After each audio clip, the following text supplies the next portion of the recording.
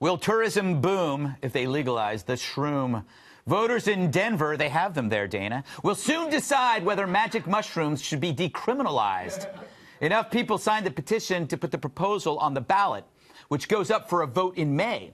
Now, recreational pot has been legal in Colorado since 2012, but Denver could become the first city in the U.S. to decriminalize a hallucinogenic drug. And if it does, wait till you see the ads from the tourism board. There's never been a better time to visit Denver. Home of the Broncos, Coors Light, Mile High.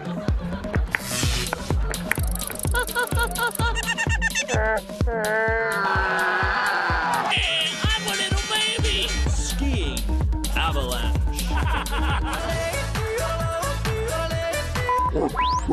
Rocky Mountain, skiing.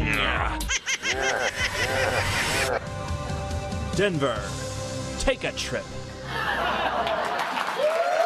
That's the best. Kat, you're like me. You think that all these things have medicinal properties, and this is a good sign? No? Yeah. Yeah. Decriminalize it, 1,000%. Even if it didn't have any medical value, even if it was just so people wanted to see, dragons, I think that's fine.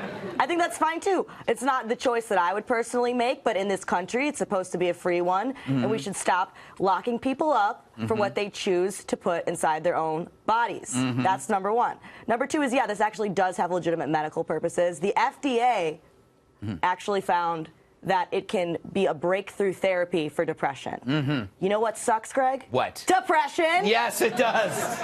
I don't know why I said what. Yeah. Yes. So why are we going to not take advantage of something like this just because it has a stigma around it? Yeah. I think that they should definitely decriminalize it, and I think everyone should decriminalize all the things except for murder. Oh, good. I'm glad you established. I do draw the line somewhere, Greg. That's right. Yeah, it's a chalk outline apparently. Yeah. Tyrus, thank you very much. They laughed.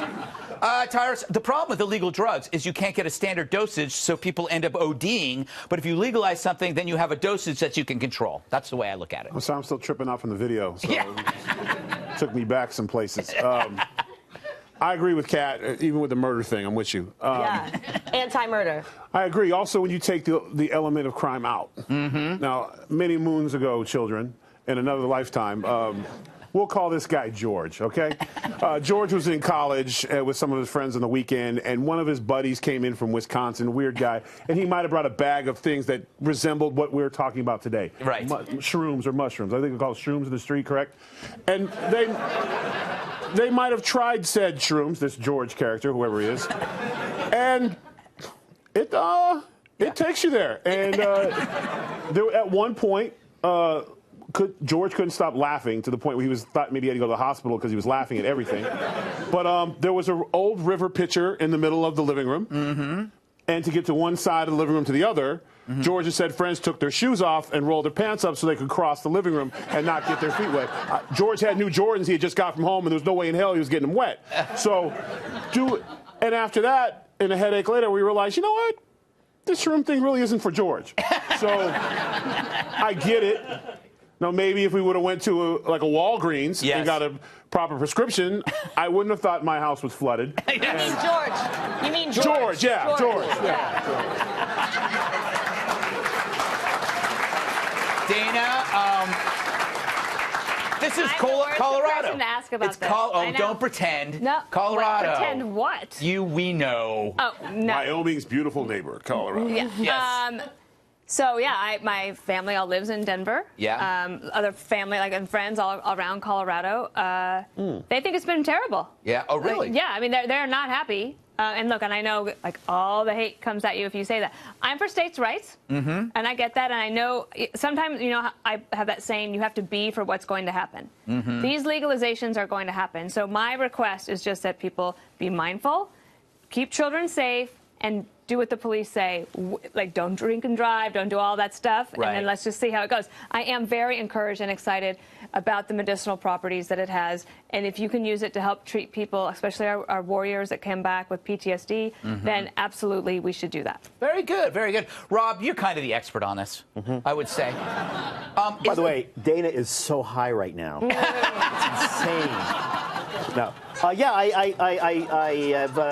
I'm an activist in the, sort of in this community. I have to say that they're one of the reasons why these things should be legalized, decriminalized. They're not addictive. There's no research says they're addictive at all. They're incredibly helpful for people, PTSD victims, assault victims, psychoactive and psychedelic drugs. So psilocybin, MDMA, even LSD. You know, LSD.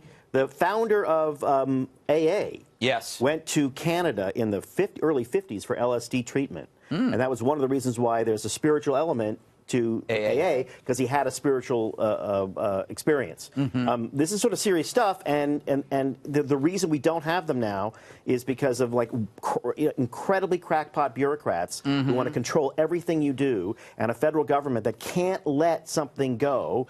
And they did it in the 70s, they did it in the 80s, and it's time now for us to sort of like, you know, enter the new century and treat it, I think, treat it with great respect, and you got to treat it with, like, these are serious medicines, but they can absolutely transform people's lives for the good. All right, we get it. We get it. You hear that, George? You're a dealer. You don't do that with your friends on a Wednesday when you're bored, George, wherever you are. First one's free. First one's free. First one's free. They got to lose the magic, so it's not a novelty. Just call it something else. Maybe you can't go, I'll have the magic mushrooms, please. It's like, it's just not right.